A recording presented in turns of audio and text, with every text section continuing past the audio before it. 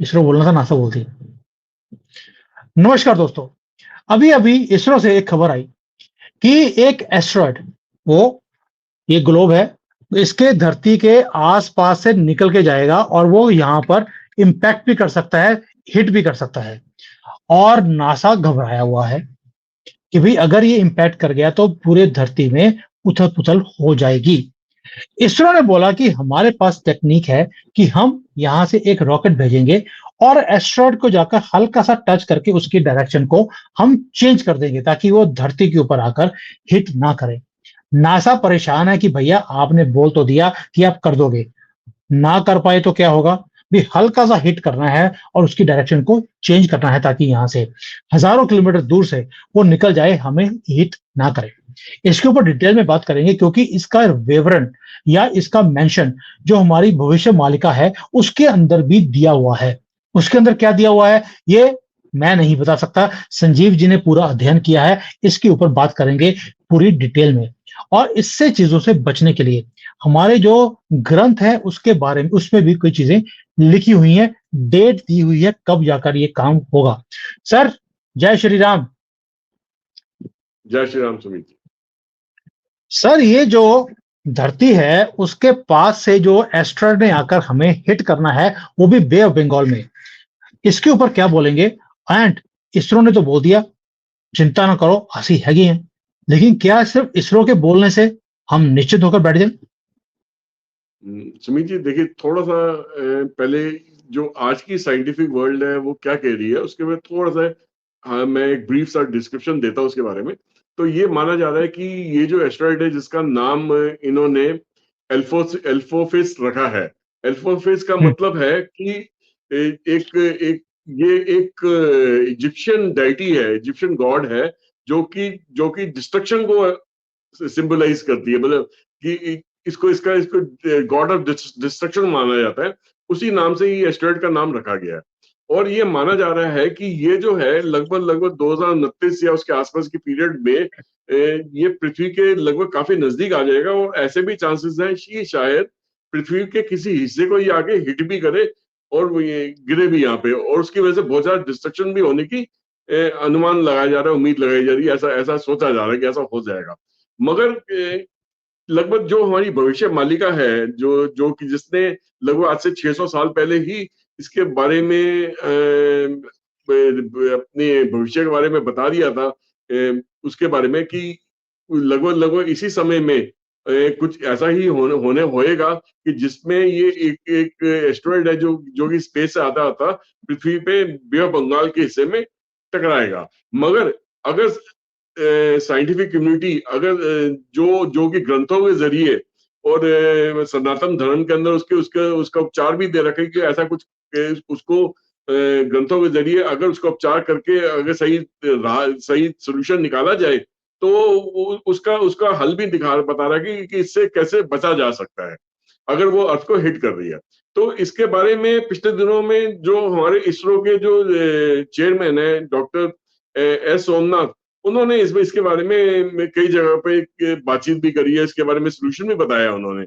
और नासा ने कहीं कहीं ना कहीं पे एक ऐसा घबराहट का माहौल सा दिखने को मिला है कि शायद वो इस चीज को नहीं संभाल पाएगी अगर ये वाकई अर्थ पृथ्वी के बहुत नजदीक आ जाए या ये पृथ्वी पे आके गिरे तो किसका क्या इलाज है।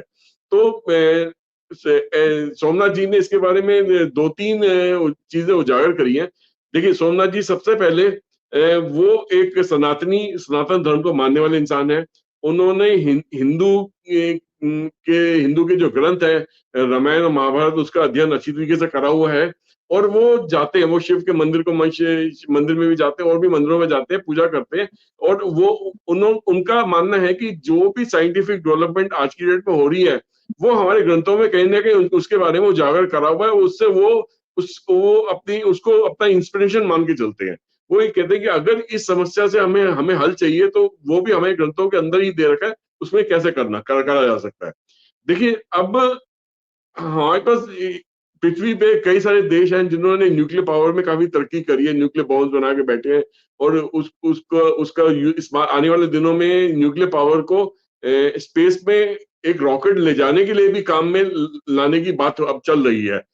कि अगर एक प्लैनेट से दूसरे प्लैनेट पर अगर जाना है तो हमें न्यूक्लियर फ्यूल के बगैर शायद ये काम हो नहीं पाएगा।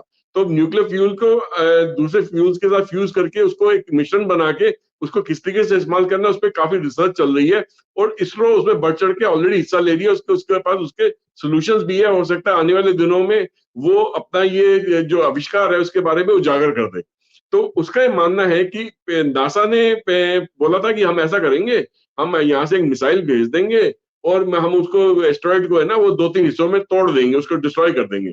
तो एस सोमनाथ जी ने कहा कि ऐसा गलती से मत करना, क्योंकि आप अगर उसको डिस्ट्रॉय करोगे तो उसके कई टुकड़े कर दोगे तो वो इस चीज की क्या गारंटी है कि वो टुकड़े आके पृथ्वी पे ना गिरे। वो टुकड़े भी तो आके पृथ्वी पे गिर सकते हैं ना। तो उनका कहना था कि देखिए अगर एक पत्थर जो हाई स्पीड पे आ रहा है, एक छोटा सा पत्थर किसी इंसान के आगे सिर पे आकर लगता है तो वो छोटा सा पत्थर जो है वो इंसान को मारने की उससे इंसान मारा जा सकता है, वो इंसान की मौत हो सकती है। तो पृथ्वी को भी कुछ इस तरीके से समझिए कि अगर एक छोटा सा पत्थर एक इंसान को मार सकता है, तो अगर इतना बड़ा एस्टेरॉइड आके या उसका कोई हिस्सा आके पृथ्वी में कहीं पे आके गिरता है तो कितना बड़ा वो नुकसान कर सकता है, कितनी डिस्ट्रक्शन कर सकता है। तो उनका कहना था कि इसको बिल्कुल भी इस तरीके से करने की जरूरत नहीं है। उनका मानना था कि जो न्यूक्लियर फ्यूल के जरिए जो हम रॉकेट बनाएंगे, उन्होंने अपने ऊपर भी जिम्मेदारी लेने की बात करी कि अगर आप लोगों से किसी से ये काम नहीं हो सकता तो वो ये काम हम करने को तैयार है। तो उनका उनका सोमनाथ जी का ये भी कहना था, देखिए ये जो पूरा यूनिवर्स है ये घूम रहा है, ये अपने नियमित गति से चक्कर काट रहा है और उसके बाद में जो हमारा खुद का जो सोलर सिस्टम है वो भी घूम रहा है। उस सोलर सिस्टम के अंदर हमारे जितने भी 9-10 प्लैनेट है वो भी घूम रहे हैं, उसके अंदर पृथ्वी भी घूम रहा है और ये जो एस्टेरॉइड है ये भी अपनी गति से घूम रहा है और ये अभी जो 2029 या 30 की बात कर रहे हैं तब तक ये पृथ्वी का चक्कर काटते हुए ये सूरज का चक्कर काटते हुए पृथ्वी की जो कक्ष है उसके बहुत नजदीक से होता हुआ निकलेगा, हो सकता है पृथ्वी तक भी पहुंच जाए। तो उनका कहना है कि इतने सारी कैलकुलेशंस को करते हुए क्योंकि हर एक चीज घूम रही है तो उसके कैलकुलेशन एक्यूरेट कैलकुलेशन करके अगर वो हमें ये समझ आता है कि ये पृथ्वी तक आ सकता है या इसका कोई हिस्सा पृथ्वी तक गिर सकता है, तो हम अपनी तरफ से एक न्यूक्लियर फ्यूल बेस्ड रॉकेट बनाएंगे जो कि इस एस्टेरॉइड को कहीं को जाके टकराएगा और उसकी गति बदलने की कोशिश, उसकी डायरेक्शन बदलने की कोशिश करेगा। तो कहते हैं कि अगर हमने हल्की सी भी डायरेक्शन बदलने में कामयाब हो जाएंगे तो जो हमारा सौर मंडल इतना विशाल है कि वो हल्की सी जो उसकी डायरेक्शन बदलेंगे वो कई कई हजार किलोमीटर में गिनी जाएगी, कई हजार किलोमीटर उसकी दूरी बन जाएगी पृथ्वी से। तो उस तरीके से पृथ्वी को बचाया जा सकता है। तो कहते हैं अगर अगर आप लोगों से किसी से ये नहीं होता तो हम इस जिम्मेदारी को अपने ऊपर लेने को तैयार है। मगर आगे कहते हैं मगर उसकी तैयारी हमें अभी से करनी पड़ेगी, जो आपस में मिलके हमें इस चीज का अध्ययन करना पड़ेगा, कैलकुलेशन लगानी पड़ेगी कि ये जो पृथ्वी के नजदीक इतना आ रहा है क्या ये पृथ्वी को वाकई पृथ्वी भी गिरेगा या नहीं गिरेगा। भविष्यवाणी की जो प्रिडिक्शन है उसके हिसाब से तो ये बे ऑफ बंगाल में लगभग इसी समय में इसका कोई ना कोई हिस्सा या ये पूरा एस्टेरॉइड आके गिरना चाहिए और ये जो एस्टेरॉइड गिरेगा तो ये तबाही भी मचाएगा और उसमें बहुत सारी जो तबाही जो बचेगी उसके बाद जो ह्यूमैनिटी जो बचेगी वो एक अलग ही तरीके से सामने आएगी। तो उसके बारे में हम आगे और चर्चा करेंगे। पहले मैं आपके कुछ और सवाल ले लेता हूं जिसके बारे में हम आगे बात कर सकते हैं। सर, जैसे आपने बोला कि भविष्यवाणी में ऑलरेडी दिया हुआ है कि 2029 में यहाँ पर एक अटैक होगा। दुनिया में ऑलरेडी बातें शुरू हो गई हैं कि 2029-30 में एक विश्व युद्ध भी छिड़ने वाला है और पूरे वर्ल्ड उसकी तरफ ही जाता जा रहा है। ये दो चीजें बिल्कुल मैच होती हैं। लेकिन अगर हम अपने स्क्रिप्चर्स की बात करें, जो हमारे सनातन की इतने वेद पुराण हैं, उसके अंदर भी बोला गया है कि एंड में जाकर एक बहुत बड़ा युद्ध होगा जिसे हम धर्म युद्ध बोलते हैं। धर्म युद्ध ये होता है कि हम अपने धर्म को बचाने के लिए हम कोशिश करेंगे, दूसरे हमें खत्म करने की कोशिश करेंगे। ये सब चीजें लिखी हुई हैं और ये भी लिखा हुआ है कि जो लोग धर्म को फॉलो करेंगे, डिसिप्लिन्ड लाइफस्टाइल को फॉलो करेंगे, धर्मा को फॉलो करेंगे, वो लोग बच जाएंगे, बाकी के खत्म हो जाएंगे। यानी कि जो कहते हैं कहाँ तो धर्म को फॉलो करेंगे, एक धार्मिक प्रिंसिपल्स को फॉलो करेंगे, वो बच जाएंगे। दूसरे कहते हैं कि अगर आप अधर्म का काम करोगे तो अल्लाह खुश होता है। तो धर्म और अधर्म की ये लड़ाई होने वाली है। सर, ये जो सारी स्क्रिप्चर्स में बातें लिखी हुई हैं, ये वो टाइम है जो हम अपने आंखों के सामने होता हुआ हम देखेंगे। ये जो कार्मिक अकाउंट है, जो भविष्य मालिका है, ये सब चीजों में सब कुछ लिखा हुआ है कि हम कैसे बच सकते हैं, अपने आप को कैसे प्रोटेक्ट कर सकते हैं।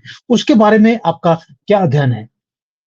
सुमित जी, मेरा मानना है कि जो सनातन धर्म है, बेसिकली बेसिकली सनातन है क्या है? सनातन में एक जिंदगी को जीने का एक नजरिया, एक तरीका है, जिसमें आप दूसरों को भी जीने देते हो, खुद भी जीते हो, और जितने भी रिसोर्सेज पृथ्वी के ऊपर हैं उसका सही तरीके से उसका इस्तेमाल होता है, और जिसको जितनी जरूरत होती है उतना इस्तेमाल करता है, बाकी को छोड़ दिया जाता है, और वो नेचर उसको फिर संभाल के रखती है। जब आप नेचर के रूल के अंगेंस्ट जाते हो तो नेचर उसका बैलेंस को ढूंढने की कोशिश करती है। जैसे जैसा पिछले दिनों में देख रहे हैं कि पूरे यूरोप में कितनी गड़बड़ी मच रही है, कितना रिफ्यूजी जो दूसरे धर्म के लोग आए हुए हैं वहां पे कितनी गड़बड़ी करने की कोशिश कर रहे हैं, एक बनाए हुए सिस्टम को बिगाड़ने की कोशिश कर रहे हैं। तो कहीं ना कहीं नेचर से खिलवाड़ कर रहे हैं, नेचर के अंगेंस्ट जा रहे हैं, एक अपनी सोच को जबरदस्ती दूसरे पे थोपने की कोशिश कर रहे हैं। तो ये नेचर से खिलवाड़ी, ये भी एक किस्म की नेचर से खिलवाड़ी हुई। तो ये एक धर्म युद्ध तो अब होके रहेगा सुमित जी, ये जिसमें जो लोग ऐसे सनातन धर्म के साथ जुड़ जाएंगे, जो लोग सनातन धर्म के तौर तरीकों को अपना लेंगे, चाहे वो अपने अपने ही रिलीजन में सनातन धर्म का मिश्रण कर ले, तब भी काम चल जाएगा। जैसे जो लोग मुस्लिम नॉन बिलीवर्स हैं, वो मुस्लिम धर्म को मानते मानते सनातन धर्म की चीजों को अपने अपने साथ मिश्रण करके चल कर ले, या क्रिश्चियन धर्म वाले क्रिश्चियन धर्म को मानते मानते सनातन धर्म को भी उसके अंदर उसका मिश्रण उसके अंदर कर ले, सनातन धर्म के तरीकों को अपना ले, तो उनका भी बचाव हो जाएगा। मगर जो लोग इस तरीके से सोचते हैं कि दुनिया में हमारे अलावा कोई और दूसरा नहीं रहना चाहिए, उनका खात्मा तो होना तय है। तो ये भविष्यवाणी में बहुत खुले तरीके से लिखा हुआ है कि देखिए, क्यों क्यों सनातन धर्म के तरीकों को अपनाने की बात क्यों कही जाती है, उसके पीछे भी एक बहुत बड़ा साइंटिफिक रीजन है कि देखिए, सनातन धर्म के अंदर से ही हिंदू धर्म निकला है, सनातन वे ऑफ लाइफ से हिंदू धर्म निकला है। ये एक ऐसा धर्म है जहाँ पे आप अपने धर्म को खुद खुद को ही कटघरे में खड़ के उससे सवाल जवाब पूछ सकते हो, उससे उससे तौर तरीका पूछ सकते हो, उससे उससे समस्या अपनी हल कर सकते हो।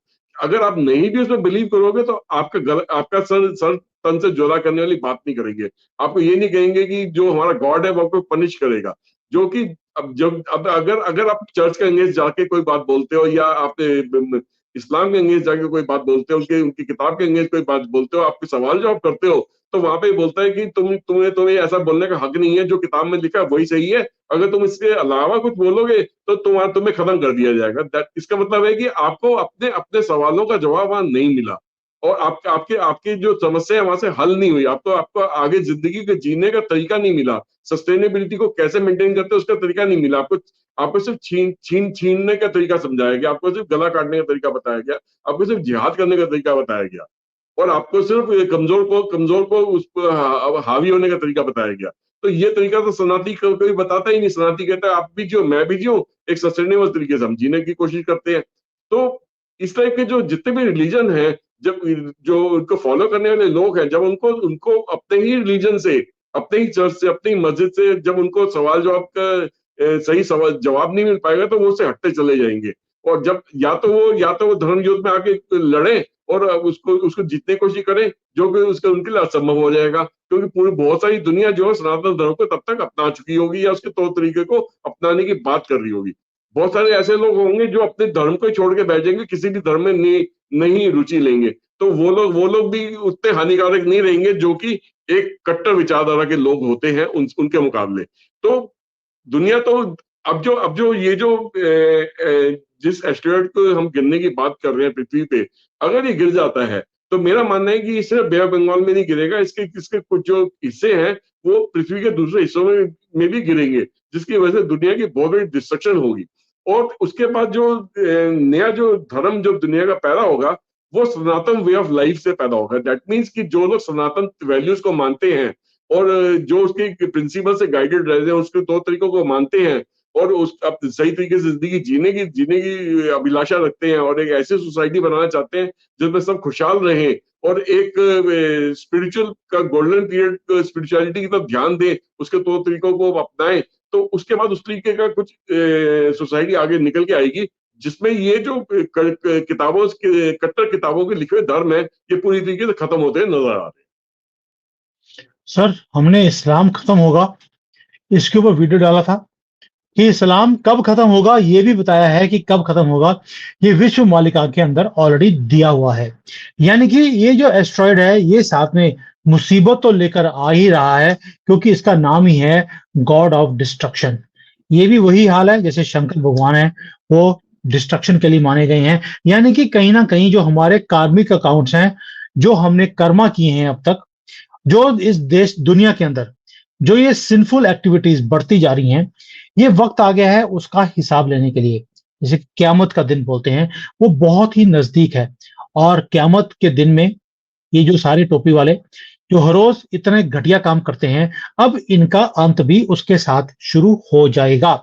ये विश्व मालिका में दिया हुआ है, और इसरो ने ऑलरेडी बता दिया है कि हमारे स्क्रिप्चर्स में प्रॉब्लम भी बताई है कि ये होने वाला है, सॉल्यूशन बताया हुआ है। हम उसी सॉल्यूशंस के साथ इसे धरती के ऊपर गिरने नहीं देंगे। यानी कि हम साइंस एंड स्पिरिचुअलिटी, जिसको हम अपने वेद शास्त्र बोलते हैं, उनको यूज करके हम अपने आप को बचाने की भी कोशिश कर रहे हैं। देखते हैं अब आगे जाकर क्या होगा। अभी इसमें 5-6 साल है, लेकिन उसकी प्रिपरेशंस अभी से करनी पड़ेंगी। साइंटिफिक जो वर्ल्ड है वो उसकी तैयारी खुद कर रहा है, हमें अपनी तैयारी खुद करनी पड़ेगी। जैसे अभी संजीव जी ने बताया कि भविष्य मालिका में बताया हुआ है आपको एक डिसिप्लिन लाइफ, एक धर्म को प्रैक्टिस करने वाला आपको बनना पड़ेगा, जैसे वेद शास्त्रों में प्रिंसिपल्स लिखे हुए हैं। अगर वो करेंगे तो हम अपने आप को प्रोटेक्ट कर सकते हैं इस मोमेंट्स के लिए जो हमारे सामने आने वाली है। हमारे पास 4-5 साल है, उसकी तैयारी हमें अब से ही करनी पड़ेगी। हमारा इसरो तैयारी शुरू कर दिया है, हम शायद थोड़ा सा लेट है। थैंक यू सर, बहुत बड़े तरीके से हमने आज इसको कवर किया है कि किस तरह से जो हमारा स्पिरिचुअल स्क्रिप्चर्स हैं, जो हमारे वेद शास्त्र हैं, कैसे उसमें एक एक चीज का डिटेल दिया हुआ है।